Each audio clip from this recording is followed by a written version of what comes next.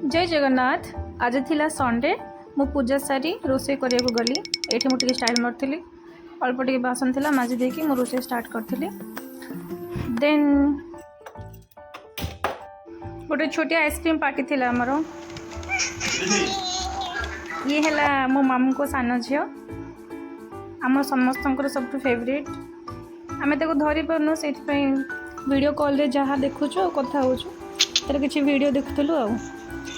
Then आमर आज movie plan थिला इवनिंग को बाहर जाइथिलु मूवी पे।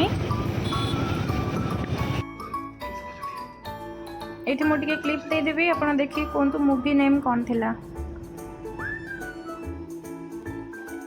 एठी मो भौणी टिके शूट करथिला मो भौणी आ मो हस्बैंड जाइथिलु मूवी पे।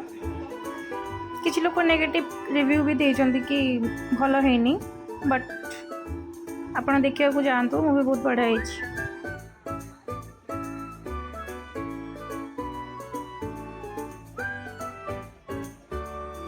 देन मूवी सरू सरू टाइम हैला 11:30 12टा पाखापाखि आम रिटर्न हो गलु।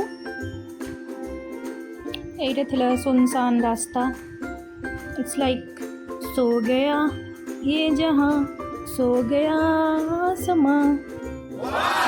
जदि आपण ये मूवी देखी सारी चंती आपण को केमती लागी मूवी कमेंट रे कहबे। मते तो भल लागिला। ब्लॉग टी को एठी एंड करची। Good night.